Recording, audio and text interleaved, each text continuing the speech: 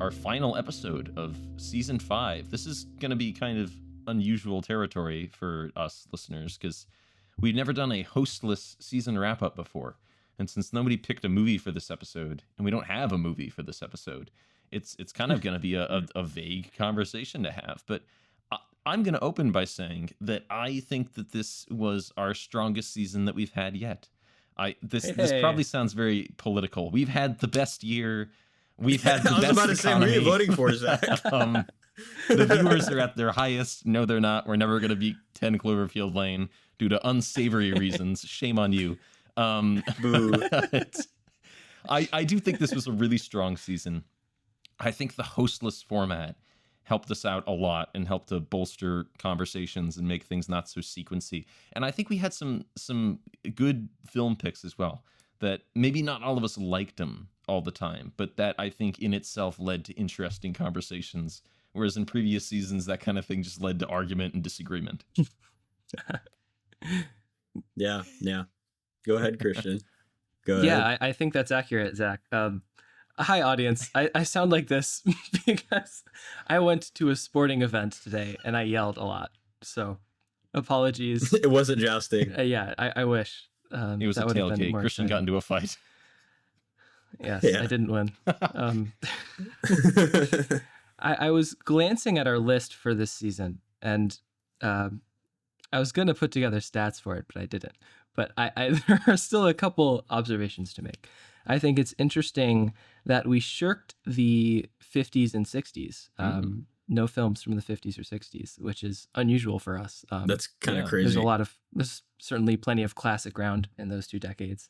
And there were a lot of 70s entries between Muppet Movie, All That Jazz, Last of Sheila, Sgt. Pepper's, and Lord of the Rings, Bakshi's Lord of the Rings. And no new releases, which is a bit of a pivot from last season, given Dial of Disappointment, Barbie, and Oppenheimer. Dial of Disappointment for some of us, not me. But I will echo where Zach's coming from. And at least personally, when we've had these wrap-up discussions before, when we've sort of aired the favorite movie question that someone else picked, I think oftentimes my favorite episodes were not my favorite films, which is, I think, a positive thing. I tried again to balance my picks between things I have seen and things I hadn't seen. So I was a little curious about your guys' methodology. Were your picks this year all films you had seen, a mix, and had your seeing or not seeing the film, did that influence your choosing, or was that sort of a non-factor? So this is, I think, like I've mentioned before on the podcast, I plan seasons like way in advance, and I planned this season in like the fall of 2021. So most of the movies I picked, I don't think I had seen yet at the time, but they sounded interesting and they sounded like good things to discuss. And a good many of them I had not seen by the time we got around to doing them for the show. Maybe I had intended to, but I didn't get around to it. Like I had every intention of watching Lennon Naked at some point. Because I really like Christopher Eccleston and I like John Lennon, and that seems like it would have been a perfect viewing for me. But I never got around to it. And so it ended up being a first time watch for me here on the show. And maybe that's a good thing. Maybe that's a bad thing. I'm not sure. If I had watched it before the season, maybe I wouldn't have included it in the roster, because I do think that was a fairly underwhelming film, even if it was fun to discuss with Gloria here. That was kind of it was a very middle of the road movie in more ways than I expected, I think. Mm-hmm. Yeah, I think, well, shoot. I had three films that I knew I wanted to do at some point, and those are the three that I did. And all the other ones were ones I chose like a couple weeks to a week before, and I'd never seen before. And I think that really worked out. First of all, I have to say, I got obliterated. Obviously, I got obliterated. There was two. Well, if it wasn't mid, it was bad. Okay, with Duck Soup was a shot in the dark, and it won. All right, yeah. I'll say that. Mm-hmm. Conspiracy, I think mostly won. Right. Lost World, I knew was gonna be sad, and that was epic. I'm glad that it was sad. And obviously, Lost World also was mid to bad. I was fervently I've never defended a film more in my life than Lost World, I think, on this podcast, and I'm very proud of that. And I was waiting for that moment because for me, it's really hard to choose films that I really like that you guys don't like, because I think in general we have good taste. We know what's good and what's bad, so it's very hard. Especially as somebody who prides themselves on being a fence sitter for a lot of things. I think it was very interesting to be on the defensive for me. But in terms of what films I hadn't seen yet, I think Rules of Engagement was a good, like, familiar, genre starter, and I think it was a good, like, a solid. We all enjoyed parts of it, and it was good to talk about. I think Duck Soup definitely was really great. I think that was really great and fruitful discussion because we hadn't really talked too much about that era, and that I think that was a good time period also to pull from. And what else stands out to me? Well, yeah, Conspiracy was definitely, that was hard. I think I didn't know how much it was a TV made for TV movie, so that was kind of difficult to price out. So I think the choosing random ass films that I hadn't seen that mildly interest me is a good strategy overall. And I think the ones that I wanted to talk about overall were good. I think Stalingrad was also a great last discussion.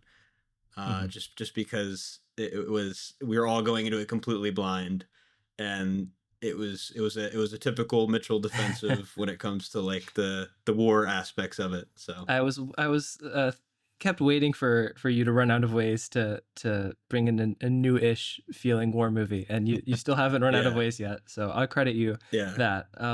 As self-congratulatory as this episode may feel, I'm hoping that maybe it'll function as a sort of preview menu for those listeners that haven't listened to all of our episodes prior to this. So to that end, I wanted to say that I was very fond of all of our guests this season. I thought that they really held their mettle, and I guess those episodes were The Last of Sheila, Lennon Naked, Shallow Grave, and The Lord of the Rings. I hope I'm not missing anyone. I think so, yeah. But yeah, those were really great, and always fun because I think it puts us it's sort of the way that maybe in different friend groups you bring out a different version of yourself. I feel like those people and those settings sometimes change the dynamic here in a good way. Speaking of your picks, Mitchell, I was surprised at how universally underwhelmed I think we all were by Rules of Engagement, because I went into that knowing it was a Friedkin film. I went into it pretty excited because Friedkin is, to some extent, the man. He's a great filmmaker. And before that, I don't think I'd seen really many Friedkin films that I was left disappointed by. Now, I don't like Good Time, which is the Sonny and Cher movie that he directed, which is his very first movie. But I attributed that more to the fact that I don't like Sonny and Cher than William Friedkin. But yeah, so I was surprised how underwhelming kind of as a viewing that was. But I do think it ended up being a good episode, and kind of the legal and military knowledge that you were able to bring to the table, Mitchell, and also the legal knowledge you were able to bring to the table, Christian, I think made that an interesting, knowledgeable episode to start the season with. Christian is so freaking hard to, like, trash on one of his selections. I swear he cannot find, like, something that's absolutely garbage. That's on me, honestly, though. none of us can find something that's absolutely garbage either. If I had to have a criticism that wasn't really a criticism, I would say Christian has to give us a 5-star movie that me and Zach give a 1. Ooh. I want to see that happen, because Christian is very good at his That might be tough. Yeah. He has very universally liked films, which is great. It's a great change of pace. Like, I'm not saying it's a bad thing, but I'm like, I don't know. It's just Zach. It's like, oh, that's weird. Like, there's so much weird crap we can come after with that. I've grown to respect that about Zach, and I think It's only I taken think 5 any of years. us Yeah. Yeah. I think any of us probably could have justified like a 2-star rating for the Magnificent Ambersons, if we wanted to. Um, and I'm going to keep trying to pick films I haven't seen to lead the way, but I do avoid some of the films I really love that I'm worried about you guys disliking. The first two that come to Rise of mind Skywalker. are Rise of Skywalker, which I acknowledge to an extent is not exactly a great film, but it is one I enjoy a lot. And The Umbrellas of Cherbourg, which Zach has given a 2 in the past, which is just brutal to me. I do want to rewatch that because I saw Umbrellas in my freshman year of film school. It was my first Jacques Demy. I think it was my first French film of any kind that I covered at film school, at least. I think I watched A Cat in Paris the summer before my first year. Not for like French class. Classic. I know that's a French class classic. I just wanted to watch the movie. It is. But yeah, I do want to check that one out because I think there's a possibility I missed the appeal at the time. But I was also kind of Mr. I just don't like musicals at the time. That's all right. We disagree. I hate the thing that you like, and I'm going to be kind of smug about it and say that we can disagree. That was kind of my opening attitude for much of the first season of Cookie Pocket. Yeah, mine as well, to be fair. I think you would probably be more conciliatory about it, even if just for visual touches. Mhm. And it's kind of a deep end entry to the French language in cinema. But on the other hand, since everything is sung, the speech or the words come way slower Mhm. than they do in something like a Jean-Luc Godard film. So Sure, yeah. I do notice, I think our only non-English language movie this season was Inferno. Usually I think we're a little further ahead about that. We have a couple more non-English language movies, but I think that was the only one this year. Stalingrad. Stalingrad, Stalingrad. 2, I guess, yeah. Still just 2. All right, yeah, That's just 2 pretty though, few. yeah. Yeah. It's highly unusual. Yeah. Was Stalingrad our first Yeah. movie in... No, it's not our first German movie. Is it? No. We always keep trying to put Downfall because we all talked about Downfall Yeah. so much, and we watched But it we that one didn't time. actually do it on the show, yeah. Yeah. Bergman is not German. He's not German, Bergman's Christian. Swedish. Ah, I Yeah. guess Nosferatu was German, but it was silent. But the people on set were speaking German. that counts. That counts. that That movie's counts. I German think as that heck, counts. Zach. Come on. Oh, well, I kind of meant German language, I think- but that is yeah. a German movie, yeah. I think something about Christian's choices this time too. First of all, starting with the Muppet movie is Mhm. great. I feel like that really, if you're watching or listening to Cookie Pocket the first time, and you like start with the Muppet movie, I feel like that's a great like representation of where our opinions lie. Even though it's kind of its own. I mean, the Muppets just feel like its own genre almost. I feel like that was a great starter, and Pinocchio was good. Christian had a lot of varied. I'm surprised at how varied it is, honestly. Like, I feel like with Zach, he's pretty consistent. He chooses things that are out there, but they're always in the same genre. So it's like, I feel like that's where the diversity comes. But like, I think going from Gallipoli to 3 Billboards is pretty aggressive. That was aggressive crazy. switch. And I think The Last of Sheila was one of our best discussions the whole season, in my opinion. I feel like there was so much to talk about, and I was really surprised at how much we were able to talk about, even with a guest, because the episode length doesn't really change that much when we have a guest. I still feel like we talked about so much. Like, it was one of our most substantive discussions, probably. I do want to give, speaking of Last of Sheila, I do want to give a shout out to, I think, the most genuine, maybe the only genuine comment we have ever gotten on an episode of the podcast on YouTube. We had a fellow named, there's dust on my laptop screen. I think your name is Jim Finger, who wrote a very long, detailed comment about his thoughts on the movie and how much he liked the movie in our discussion. So, Jim Finger, if you're still listening, thank you very much. We appreciate you tuning in to our tiny little podcast with no viewers and attentively listening to what we had to say about one of your favorite movies. Indeed. Yeah, that was really awesome. Doing it. We're becoming a real YouTube show. Smash that like button. And there'll be a giveaway next week if we hit 100,000 likes. Yeah, Last of Sheila was one on my short list for a while. One I wanted to see but hadn't seen. I think every other pick this season was director motivated pick. And for Pinocchio, I would say like a Walt Disney motivated pick, and for Muppet Movie, like a Jim Henson motivated pick. But really, sort of about almost like an auteur cinema angle this season. Except Last of Sheila for me was about the strange co-writing pair of Stephen Sondheim and Anthony Perkins, and yeah, that was fun. And I always like when I pick something and I seem to like it the least of the three of us, and I think that might have been the case for that one. Yeah, and that was one I kind of recognized the poster, but I don't really think I had ever even heard of Last of Sheila. So that was a nice pick as well, because I recognized those actors and I recognized the genre, but it did kind of feel like going into new uncertain waters, which is nice for a mystery movie. But it's also nice for a movie on the podcast to watch something that I really don't much or anything about.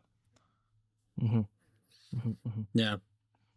And I think we would be remiss. I don't say that. We would be remiss not to mention. Is that how it works? Am I right? Not to mention, we would be remiss if we didn't mention, Every podcast season has a face, but it also has an ass.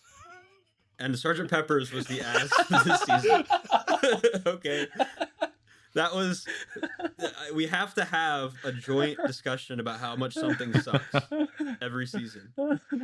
And simultaneously, I think Silence of the Lambs, was probably our most liked one. Where we all agreed on not how most enjoyed, but highest rated. Mm-hmm. Yeah, the highest amount of agreement, I think. Yeah, that was weird. Yeah. Why'd you even choose that, Sgt. Zach? Peppers? I hate you. I'm just kidding. I think that's it's Sgt. Pepper's was definitely the heel of the season. No, not the heel. Not the heel. I do think it was a worthwhile pick just for how bonkers it was and how incredibly bad it was, and the amount of talent involved in this production, where nobody at any point seemingly said, should we really do this?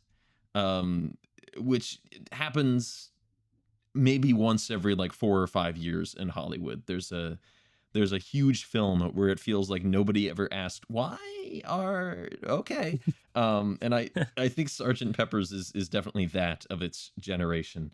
And I think I knew that when I planned it on the roster, but I think I put it on the roster in 2021 more because I thought it was really interesting that the Bee Gees were kind of playing the Beatles. I didn't even know about the fact that there isn't any spoken dialogue in the movie when I planned it for the film. I learned about that in subsequent years. But I think when I put it on the roster, I kind of thought this will be a fun pick. And we will probably have talked about the other Beatles movies at this point with Christian on the team. So this will be kind of an unexpected fifth season Beatles pick. And it ended up being the first Beatles pick, I think, that we've ever done. Yeah.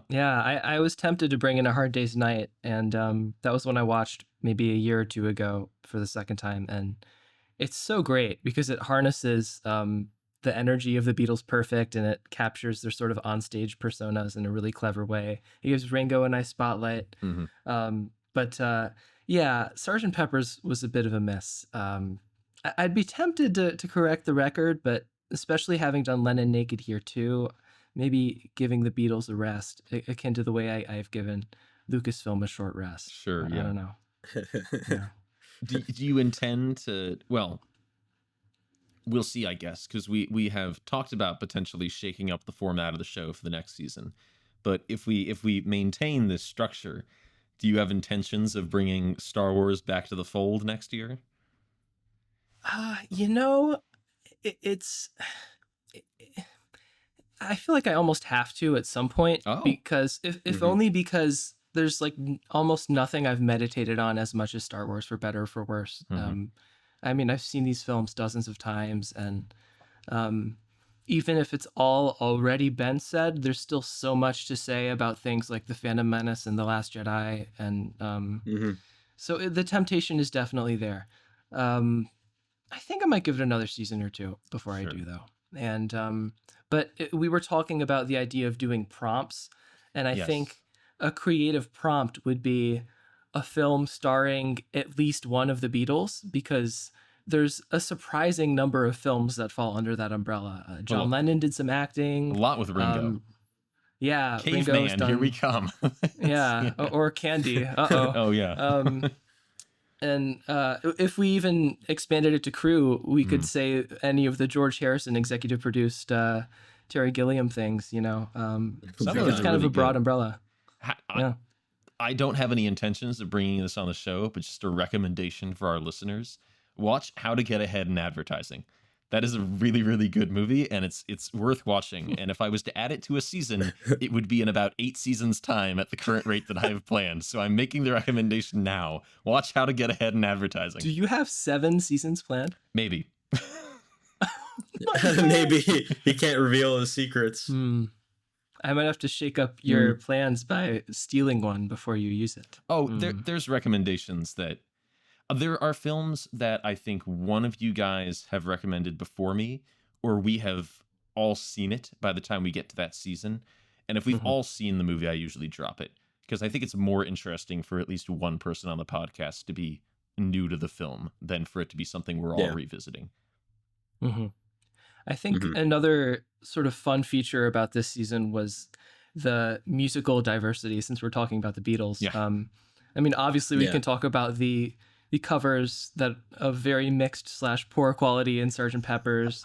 But I also think it's interesting to talk about the Muppet movie as a intro to Muppet music, or I feel like have one of our most substantive conversations about John Williams and frickin' the Jurassic Park sequel of all things. That's true. The frickin' bongos and that nonsense, and the synth in Gallipoli, and the intensity of Howard Shore and the Silence of the Lambs, and a lot of different creative approaches to scoring and soundtrack this season. Yeah, it definitely shows like a developed roster. Like you can definitely tell this is iterated over time, because our first season was like, let's choose some movies that we like, and then just let's do those. We don't really have any reference points, so we have a baseline. Well, an aspect and then, I think of our first season that has always gone unspoken is that we did it during COVID, so we had no access to like libraries or other sources of movies, and we did it all fairly on the fly. So a lot of our choices were entirely based on what is on streaming right now. And there were movies that we wanted to do that we had to cancel at the last minute because Altered States isn't on Tubi anymore or whatever. So... that was such a good time. And I just feel like we've definitely refined the formula. We know generally, for the most part, we still get surprised. And the surprises are always great. But generally we know like how the episode's going to go before it actually happens. With the exception of our guested episodes, I'll say, because a lot of times the guests will throw in massive like curveballs and be like, oh crap, I didn't even think about that. That probably, oh no, sorry. Go ahead, Christian. Oh, you're good. I was just going to offer a partial defense, because sometimes I felt like, especially this season, I got maybe 10% more side comments than I used to from my parents about how we always pick obscure films. We're always picking weird stuff they've never heard of. And I want to say, especially in defense of you two, I don't think that's true. I think, for example, All That Jazz and The Silence of the Lambs are both basically bona fide classics at this point. And I think even picks like The Lost World, obviously people know Spielberg, people know John Williams, and Shallow Grave, if that's one maybe fewer people have heard of. I think people have heard of Danny Boyle through Slumdog Millionaire or Yesterday or something else. So I actually think that we do a pretty clever job of introducing interesting names in cinema in somewhat less obvious ways. It is nice to hear that from you, Christian, because I distinctly remember in our first season when I decided to replace Altered States with The Phantom Carriage because Altered States wasn't available on Vudu anymore. I distinctly remember an 11:30 p.m. angry text from you where you said, dude, can you pick something somebody's heard of for once? So it's nice to get my vindication. But I think earlier Mitchell had mentioned kind of the Muppet Show being a good opener for this season, and that made me wonder, thinking of our previous seasons and this season, if there's an episode that you guys point people to as a good like starter episode for Cookie Pocket, or if there's an episode you say that's not a good starter episode, don't watch that one. Go ahead, Christian. Go ahead. Oh gosh. Well, I'll just say that oftentimes my favorite episodes or the best episodes are often more contentious or disagreeable episodes. So I might not list those as my first pick. So those favorites being things like The Mist or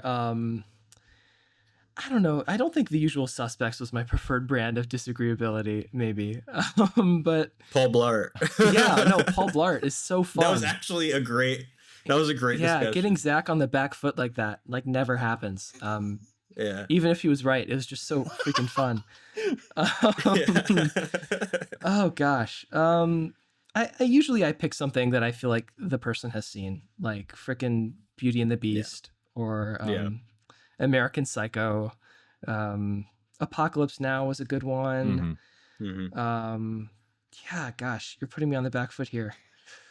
I guess I don't know if I have an obvious pick for the one that I would like the most this season or the one that I would recommend the most, but I think the one that surprised me the most would probably be Shallow Grave.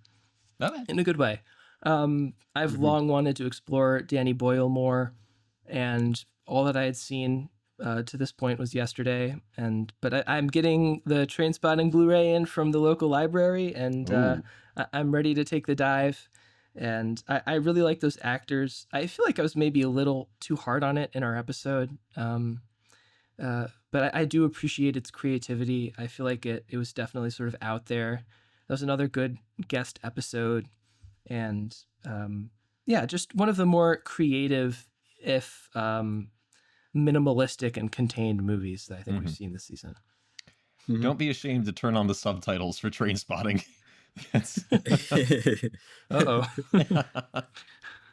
I think with this season, the obvious entry point for me, if it wasn't something like animated or kid adjacent or something, I would have to say Lost World. It would just be the most obvious one, just because that's the one most people, I would say, have seen. But when it comes to, like, if that doesn't matter, I think Shallow Grave is probably up there. I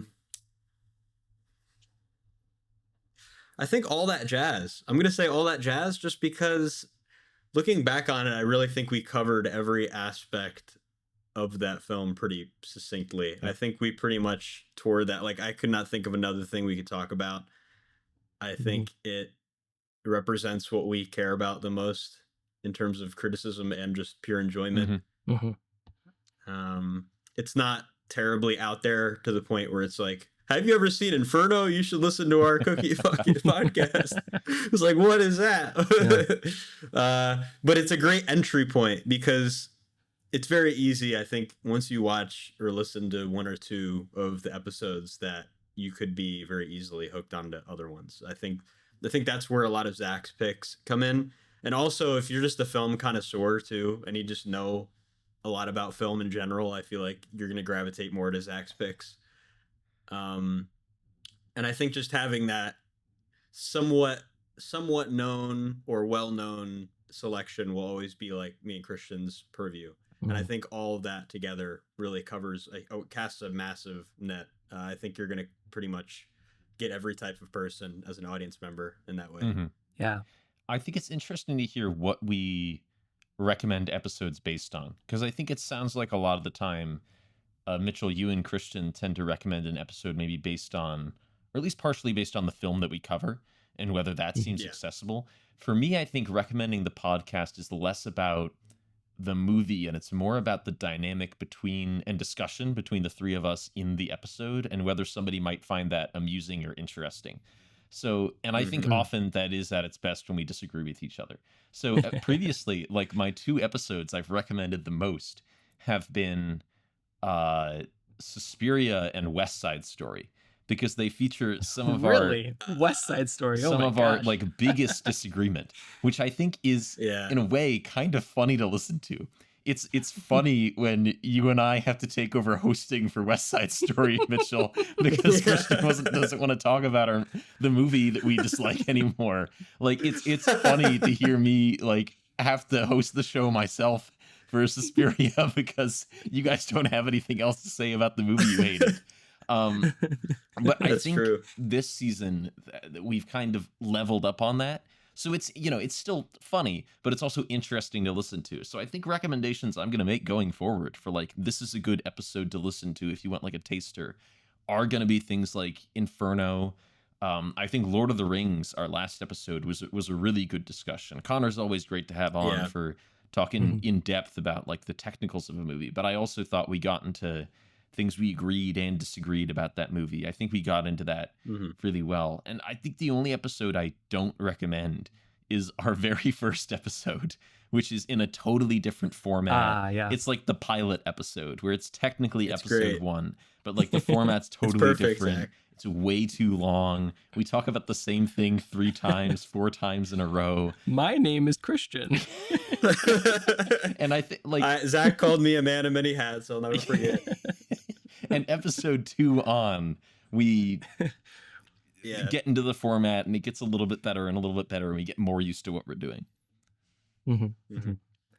I think now that I've had the time to sit back and actually look at the list, I still think I've got one hand on the accessibility handle, and to that end, I think the Barbie Oppenheimer back-to-back is still kind of a fun starting point. Yeah. Especially for those people that are like getting into the theater more or for the first time or whatever. And I still think probably our most iconic run of episodes would be Kindergarten Cop, Mall Cop, Nosferatu, Accidental World War II trilogy. It's just crazy. That's like if there's a wiki at some point, that'll be like its own sub-article, the Accidental World War II trilogy. Yeah, Christian's stealing my World War II thunder now. I feel like I have to rebound the next time, because Stalingrad was like, it's not real World War II if it's not America, you know what I'm saying? So, and that was another thing. I did not choose any purely American World War II films or American-focused World War II films at all, which is actually really weird, unless I'm forgetting something. That's true. Having conspiracy, both German-centric films, that was really weird. When was Duck Soup made? Duck Soup was 33? 30. I was gonna say 33. So that's well, yeah. You can tell also in the content that's kind of more World War I based. Yeah. Yeah. So I guess I'll have to come back and ruin everybody's lives again. And we'll have to do like, I don't know, Saving Private Ryan or something. Oh yeah, I'm not doing. That'll I'm be not intense. I'm not doing that. Well, maybe I should then. Can't bring myself. I don't know. No. Wait. One of you will do Saving Private Ryan, and the other will do The Thin Red Line, and it'll be a total accident that they're right next to each other. Oh man. We agree on The Thin Red Line a lot more than I think we agree on Saving Private Ryan. Oh yeah. It'll be my turn to obliterate Spielberg. My turn. I don't know how much you guys want to preview your potential next season picks. I, for one, don't have a list yet. I just have vague ideas. But I do want to tease just a little bit. This season, as I said already, was motivated a lot by directors or the sort of idea person at the top of a project. Be that a Walt Disney, a Jim Henson, or a Peter Weir. And though I try to pick like the second or third most obvious film, like doing a Gallipoli instead of a Dead Poets Society or a Truman Show. But I will say to that end, I know that Mitchell has not seen a Wes Anderson film. And I'm a little surprised that we've gone this far without talking about Wes Anderson, because he's such... at least as far as 21st century working directors go, he's very much a cinephile's director. And I know Zach and I really loved Asteroid City, his most recent feature. And I don't know if it'll be that one. I I want to pick one that I think that Mitchell will have at least a chance of liking, even though I don't think Anderson's style is much to Mitchell's wheelhouse. But back when we had Xfinity, I was so mad. I'd see Grand Budapest Hotel advertisements. I'd be like, I don't want to watch that. I don't want to watch it. I saw Grand Budapest Hotel once on a coach bus choir tour that I was on, so it wasn't really watching Grand Budapest Hotel. So maybe we that were would very be cool in high school.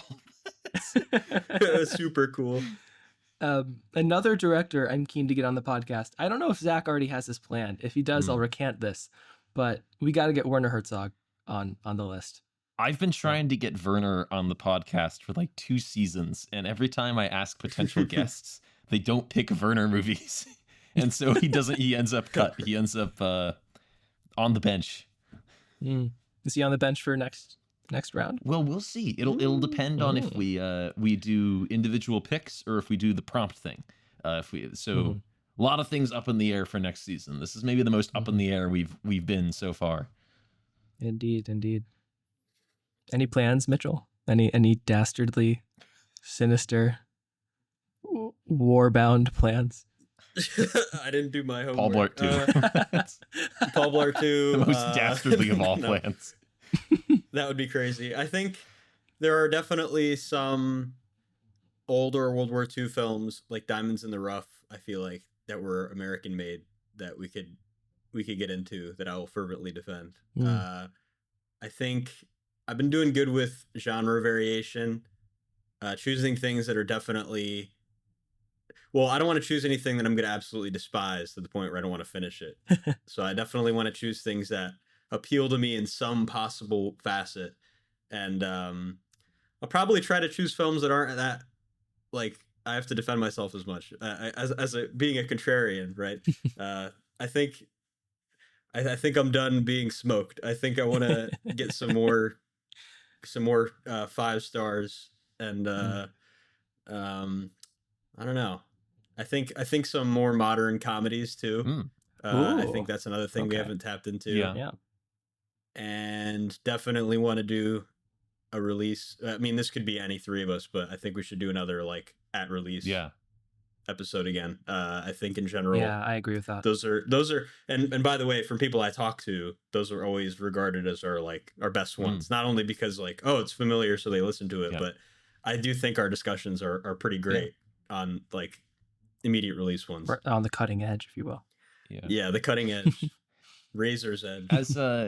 As an outsider to kind of the war film scene, I would be intrigued at some point to watch Battle of the Bulge on the podcast. And I feel like, Mitchell, you're the most likely to bring that to the show. Because I've heard that people who are kind of like historians about the war and very interested in kind of the facts and you don't say lore about a war, the details of the war. The lore.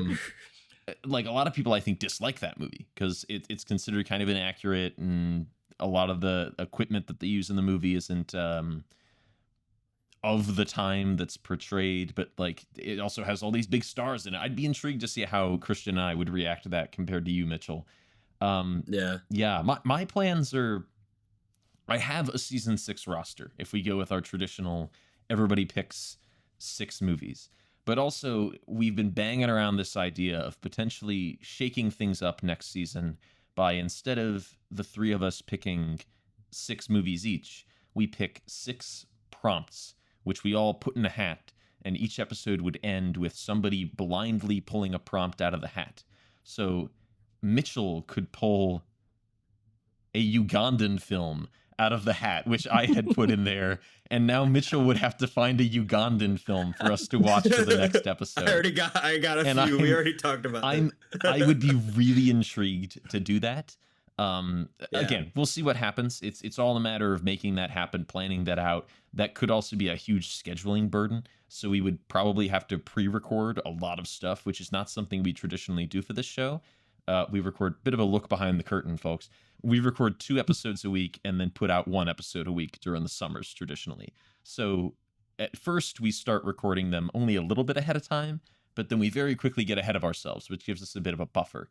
But something like that, where we don't know what we're watching next until literally the night of the episode we're recording before the next one, and then we have maybe 2 days to watch that next movie, or even find and get a hold of it, that could be tricky. So it all comes down to a scheduling thing. But I do like the idea of kind of throwing you guys into my world and taking Christian and saying, all right, Christian, you have to pick a video nasty for us to watch next season. Oh, dear. And I think that'd be really interesting to put you guys, and also me to some extent, put me in your shoes in a different kind of perspective of how we look at movies, and have to tackle organizing a season in that way. It's hard to think of a prompt that would flap you, because you're so unflappable. Like, what would that even look like? Paul Blart. Yeah. A Paul Blart movie. Like a Happy Madison, perhaps. I don't know. Episode season 57. Our new format is that we have to make our own film and then have everyone review it on our own time with a budget of $1,000. I had enough of that with The Briefcase, and that wasn't even my film per se. Oh, geez. Yeah. We haven't reviewed something that maybe one of my picks for the next season will be what was Look at That Boy Go from his history final project or whatever. That was for world history. Yeah, that was crazy. Mitchell and there's a story to this. We had paired up for this project, and we did not do it until the night before. And we went to the neighborhood park, and part of what made the absurdity of Mitchell throwing a paper airplane and saying, "Look at that boy, you go," and have this presentation about the amazing invention of airplanes, is that airplanes kept flying over us and ruining all of our takes. And meanwhile, it was the most beautiful project I've ever seen. I guess we were in the same class for that, because my project for that was I walked around in a ill-fitting summer suit around my neighborhood and hosted like a one-man documentary where I just set up my camera on a tripod like 10 feet away and stood next to my car and went, "Cars, let me tell you about them." Yeah, that would be fun if we could get like a re-upload on City Mist and then a podcast. That could be pretty funny. Films by Christian Maric. It'll come. Oh no. Never mind. I have to mention this. It's going to have to come up. The controversy, the ultimate controversy. It's landed us in so much hot water. Not having our video cameras on. Recorded. Sure, yeah. This is our biggest downfall. It's what's stopping our breakthrough right now. Mm-hmm. Apparently. Yes. Our beautiful According faces. to who? Shielded from the admiring public. The admiring public. The admiring public. I think, I don't know. It's we're making a podcast, and I'm not really that concerned about them seeing us. I mean, there are a lot of moments where it's like, man, that would have been like 10 times funnier if they actually saw like our expressions and stuff. And I do think it adds to a discussion to see us talking and seeing our expressions. But I don't really understand a whole lot about podcasting in general. Like, I don't listen to podcasts almost ever. This is the most I've ever listened to a podcast, is our own, which is like the opposite of the average actor in Hollywood. And I think right now it's perfectly fine to be restrained to that. I just want to hear what you guys think about it as like a future thing.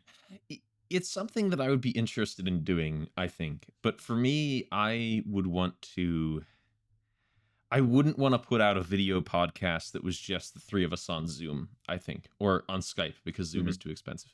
If we were to do a video podcast, I think it would really add to the experience if we had, a desk and a little studio set up. And that is something I want to set up in my house. I now have some free space that I'm interested in turning into kind of a studio space for potentially a web show I might want to put out at some point. That's still in development. I need to clear the space.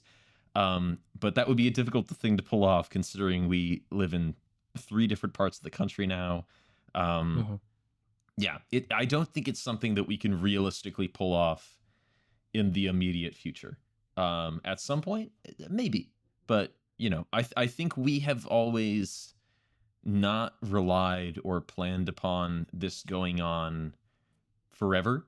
We've never planned beyond the next season because we've been in college, we've been in the middle of COVID, we've been in the middle of big changes in life. So, it's best not to roll the dice and make a gamble on by season 15 we'll have our own studio space. We're saving up the money. So that's also a difficult thing to plan ahead on when, this format in and of itself is difficult to plan even a week ahead, as our over a month-long gap in recording between Stalingrad and Lord of the Rings made evident. Mm-hmm. Yeah. I think we're learning a lot about how each of us thinks about relationships. Oh my goodness. Yeah, I was thinking the same thing. I agree that I don't think it's feasible to do on a routine basis at this point in time, but I still think we often, at least at some point in the year, are home, in quotes, at the same time. And I think it would be very fun to do at least one video podcast of us in the same room. I agree that would be more appealing than just a recording of the video chat. But I don't do a ton of podcasts, but those that I do listen to, I prefer to have the video. And I've had multiple people tell me they'd like a video cookie pocket. So I think it'd be fun. Yeah, I think what I have always said when we've talked about, like, if we ever need to slow down or put out less content, is I think it's totally fine to adopt the British prestige television model of we put them out whenever we can and you'll wait for it, God damn it. So, if we ever took on that model and we recorded like 3 episodes every 3 years when we all happened to be in town at the right time, I think that's totally feasible. And that's something that I would be okay with because, eventually we are going to move on to points in our life where, getting together every summer for 2 times a week is probably not going to be feasible. But, we can plan for that. We can figure out planning around it. And maybe at some point that will involve a studio space and a video podcast.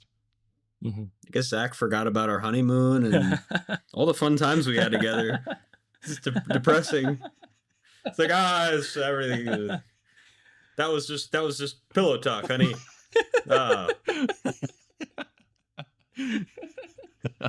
Does this not mean anything to you, Zachary? Does that mean anything to you? This is my livelihood. Well, I enjoy my experiences here at the podcast, but I also this is one of the things that actually, when we watched the Cornetto trilogy back in the day, I said that I saw a lot of myself in Gary King, which you guys scoffed at. But at the time, I saw myself like planning 10 seasons ahead for Cookie Pocket and thought in 10 years, I'm going to be the Gary King coming back to Skype. Why don't we get the gang together and record an episode of the podcast? And you guys are going to be like, Zach, I'm married. Zach, I live in Hawaii now. And things move on, and that's an important thing to consider.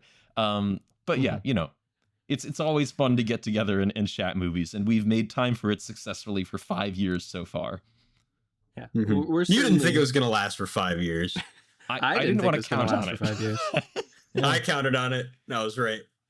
I mean, it was for me, it was to stay sane when COVID first started. And I think it's fair to say that we're very much different people than we were in 2020 or 2021, whichever it was. Yeah. I think we should point out it was called an attempt at a podcast for a reason. I think none of us necessarily were like die hard at the beginning on like, this is going to go on for 5 seasons. Like it was potentially just kind of a fun thing to muck around with during COVID, during the pandemic.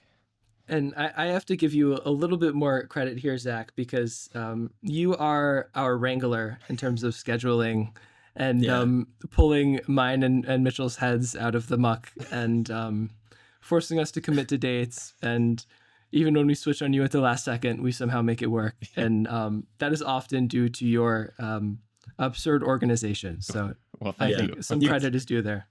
You can depend on any man that says they have a ledger. That's a fact. That's what I've learned. Indeed.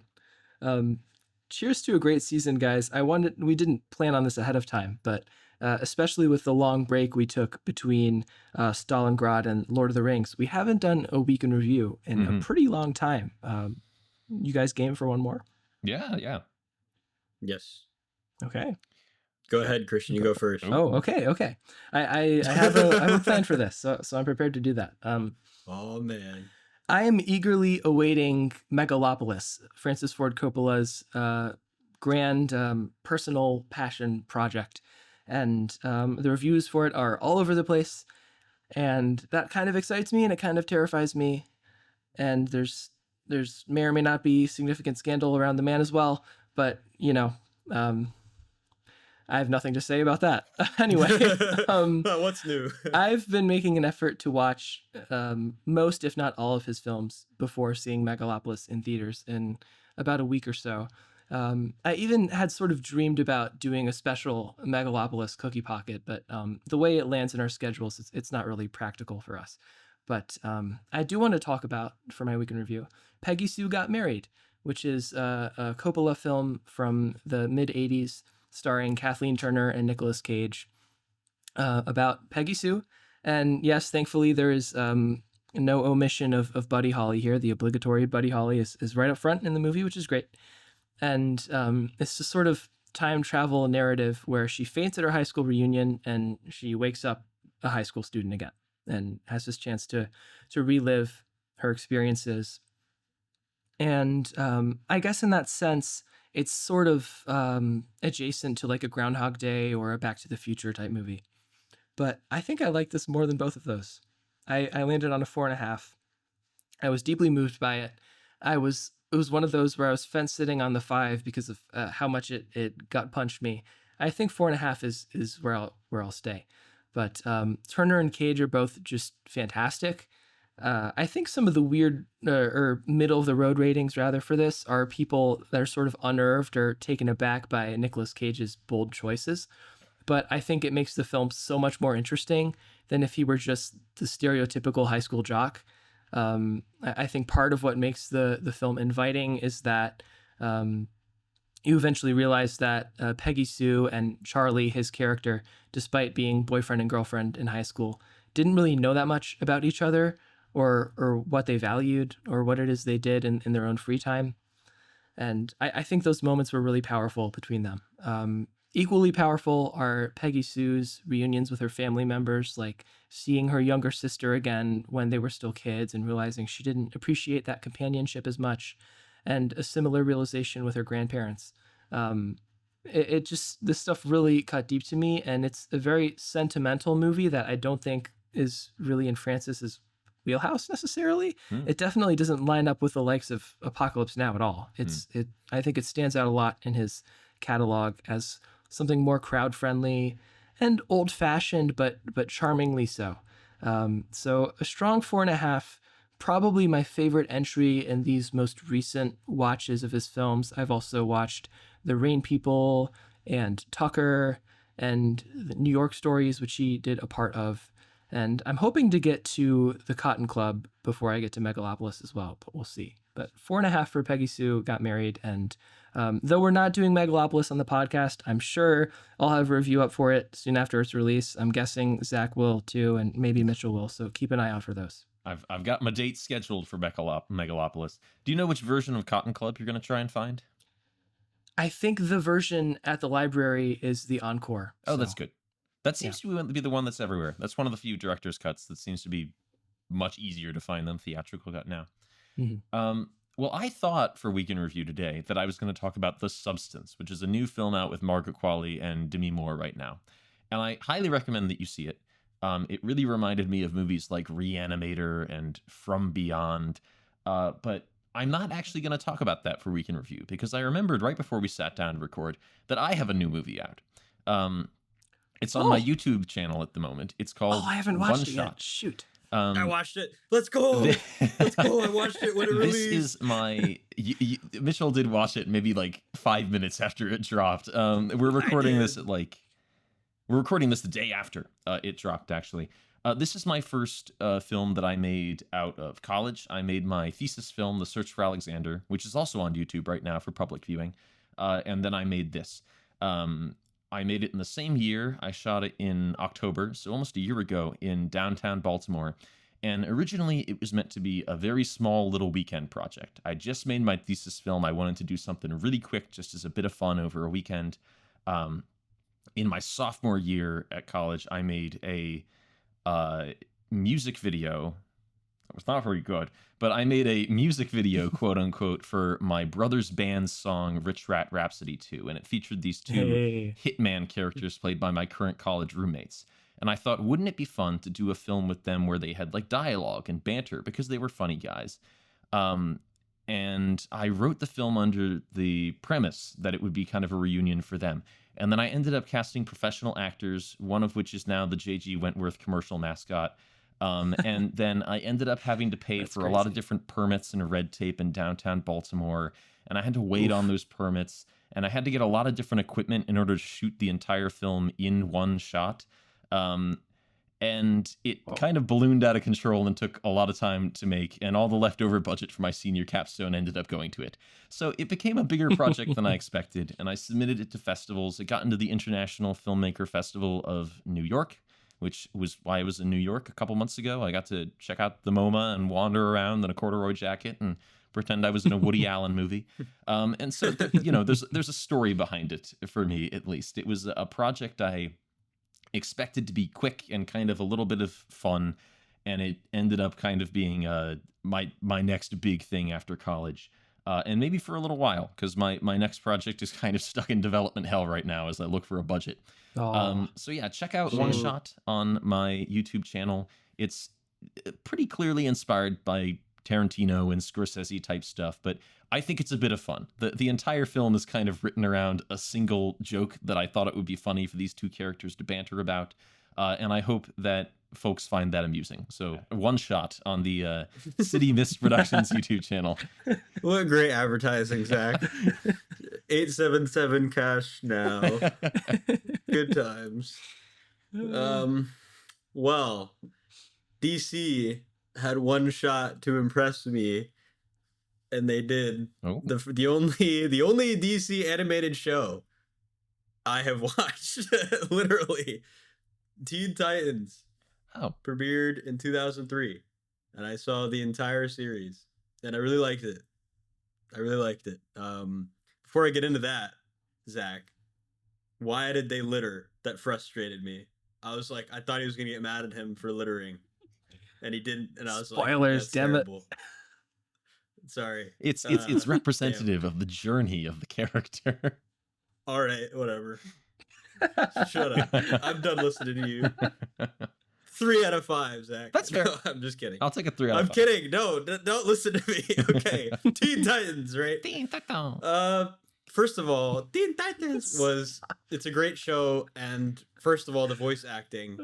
The voice acting is so important, and obviously, even to this day, I follow a lot of these voice actors in other projects, and they are 1,000,000% passionate and committed to their characters. They still wake up every day thinking that they are these characters, probably because of how much they commit to these roles and the emotional diversity. And I really appreciate, first of all, Raven is my favorite character. And based. Yep, based, right? And she had the best season. I think everybody knows that.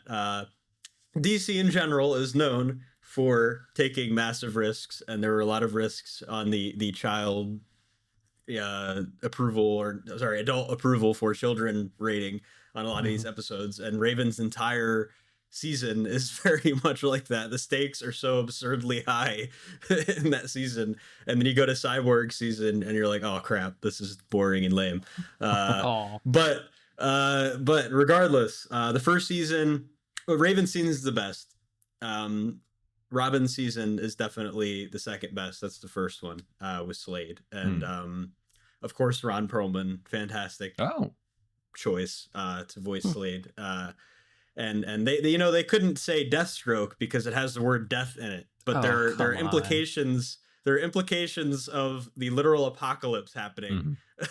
So I don't know how they got away with that, and various like sexual very muted sexual innuendos, things like that. So I understand why it's a great show. I was able to watch it and digest it perfectly fine as an adult, and I do feel like it is most substantive as an adult show as opposed to a kids show. There's still plenty of great like action scenes, like captivating things, but honestly, like involves investment. And I really enjoy one of the things I most enjoy would have been one of my biggest criticisms of it, is that they're all teenagers, and the format for a cartoon is that things don't really change a whole lot between episodes, like in general, or if they do, like it reaches a peak very quickly and then resolutes again because they have to get on to the next season. And I think having teenagers being the main focus really helps me suspend disbelief for a majority of the bad decisions they make, and a lot of the characterization that goes on with the more serious episodes, because it's my initial reaction is like, oh, come on, like, how did they literally just met this person and now they hate them, or they just met them and they love them, or like they've only talked about the romance for like 2 seconds and they don't talk about it anymore or something. Obviously talking about Starfire and Robin, but regardless, I think it is a very substantive show. It's great. There's a lot of very, very great references in general. There's a lot of not only just to DC in general, but like things that the creators were inspired by. Like there's an entire episode that's very Beatles-esque. Like the entire thing is very Beatles referential. And one of the villains, I keep forgetting his name because I hate him so much, but the British villain like uses every single possible like cliche and uses it as a weapon against them. And I don't like the villain very much, but the way it was stylistically drawn and the level of commitment to having this be like a believable scenario where they get stuck in this made up like illusion of a world, and that's kind of like their main villain is fighting all the illusions that the British guy makes for them. And I just think that's a really great concept. And it gets into multiverse stuff, and you know it gets a little bit too big for itself, I think, in the last season. And I think part of that was because they're anticipating another season, and it definitely ends on a terrible, terrible cliffhanger. That's very frustrating. But regardless, I think it was a really great show. I was very surprised at how much I enjoyed it, and it makes me want to finally start the Batman quest and just start from ground zero and just get through all the animated Batman. Yes, the animated series is worth it, dude. Hell yeah. Yeah. So. And also just like not obviously Robin is a great he's a great character because he's influenced by Batman by a lot in this. There's a lot of references to the relationship, and there's only one direct reference to Batman in the entire series, and it's a very like subtle thing.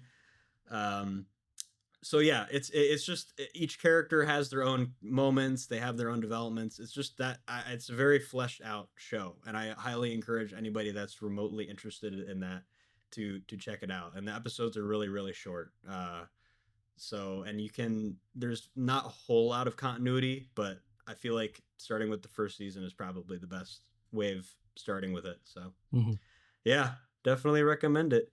Yeah. I do remember Teen Titans was a show that I always watched when it came on, but I got frustrated because there was an episode that seemed like a really big deal that ended on a cliffhanger, and I never saw the second half of it. Maybe that was the end of the show. I don't know. It was something to do with Beast Boy and some girl who came back to life or something like that. Yep. That's the end of the show. I'm talking about. Yes. Oh, that's very frustrating. Yeah. Yep. Never gonna finish that. So it's over. Unfortunate. You can read the comics, but it gets a lot more crazy in the comics, apparently, is what I found out. So, all right. Well, Zach, are we running it down? I don't know why you aren't running, because extended rundown. You better go. What'd you just say? Extended rundown. Yeah, you know, I was mulling that over. I think we've extended it before. Mm-hmm. I think 90 seconds feels arbitrarily appropriate on this occasion. I agree. Yeah, we probably still won't get through everything, but you know what they say. You know what they say. You know what they say? That maybe we will. I don't know. They say that it's the nature of the rundown. Yes. All right. So this list is a weird collaboration. Gosh, what's the word? Freaking Amalgamation? compilation. Oh. Yes. Of rundown terms and phrases that were listed for prior episodes, but we didn't get to because the rundown stops. You stop. Except you don't. Stop running. Because now you start running again, and Zach is the frickin' British Teen Titans villain, and Mitchell's got the Robin batarangs, and I've got the Booyah cyborg gun, and Zach's getting wrecked. So 90 seconds, and Mitchell is going to start. Just I don't know if you can see that, but that's film. Mad Mod. His name's Mad Mod. Oh, of course his name's Mad Mod. All right. Am I starting? Yeah, you're starting. In 3, 2, 1, go. Stuffed monkey on the drums. 3 out of 5. Throwing oneself down the mines of Moria. 3 out of 5. Being more worried about the cow. 4 out of 5. John Williams bongos. 3 out of 5. Making it plainer by slamming the door. 2 out of 5. A complete outsider screenwriter. 4 out of 5. Pigeon jump scare. 3 out of 5. The Last Bastion of 1950. 3 out of 5. Drawing portraits. 2 out of 5. Not being good at riddles. 4 out of 5. Lampwick the hoodlum. 4 out of 5. Reconsidering the whole situation. 3 out of 5. Billy Preston actually ending the film. 4 out of 5. A glass of water and a couple of lesbians. 2 out of 5. Dollars, taxes. 2 out of 5. Smile, smile, smile. 3 out of 5. A bear in his natural habitat, a Studebaker. 5 out of 5. Playing pool as a vice. 4 out of 5. Stealthy shrinkable T-Rex. 3 out of 5. Shackelford's and Maxwell's flowers. 2 out of 5. Fixing bayonets. 3 out of 5. Mark Final Boss. 4 out of 5. Believing in friends. 4 out of 5. Animal racism. 2 out of 5. Severe cat abuse. 3 out of 5. BDTV Sgt. Pepper Special. 4 out of 5. Spanking clock. 3 out of 5. Being interrogated in a cellar by some slob with steel teeth. 2 out of 5. Just a rough cut. 3 out of 5. Big Pharma. 3 out of 5. Seconds. Buying the trenches. 2 out of 5. Time. Darn. Nice. Still some good ones. Damn. 7. Yeah, you're right. I had no idea what most of those are from. Mega epic rundown extravaganza. Yeah. What are we going to do with the rundown finale rundown, like leftover rundowns at some point? Oh, geez. Nothing. Gotta draw the line somewhere. But I will say, the last rundown on this list, were we to get through the whole list, was Special Christmas Leave, which I think was from Stalingrad, if I remember correctly. Wow. But in any event, that's a good one. We like to keep Christ and Christmas on Cookie Pocket. Make sure to see Reagan this week at the local cinema. And Am I Racist by Matt Walsh. Yeah, so maybe you'll join us on Christmas vacation. But what about Spooky Time? First Halloween, right. which we do know what we'll be covering for Halloween. At least we're not getting into prompts for Halloween and the holidays. I have been given the option to select a Halloween special. They let me out of the corner after I selected something the first year. I forget what we talked about. It was The Exorcist. That wasn't a bad choice. I set myself to the corner, and now I've been let out. And this year for the Halloween special, we are going to be talking about Eyes of Fire, which is a folk horror film from the 80s. I have not seen it, but I've heard a lot of good things about it. I've heard that it has a really great autumnal atmosphere, which I feel like would be great for the spooky season. I'm going to try to get a hold of the director's cut, which goes by the name Cry Blue Sky, which was what the movie was originally going to be called. But available online, I think you can get like a free trial on Shudder right now if you're in the United States, is Eyes of Fire, which is the cut that it was mostly known by, and it was very hard to find on home media for a long time. So watching it in any format, I think, is appropriate for our next episode, which will be coming out around Halloween, the spooky special on Eyes of Fire. Mm-hmm. Excellent. Something to look forward to. Mm-hmm. So it's not goodbye. It's just see you later. And if there were a moral to this season, I think it would be animation is usually fun and don't commit war crimes. That's a great. And on that bombshell, it's time to end.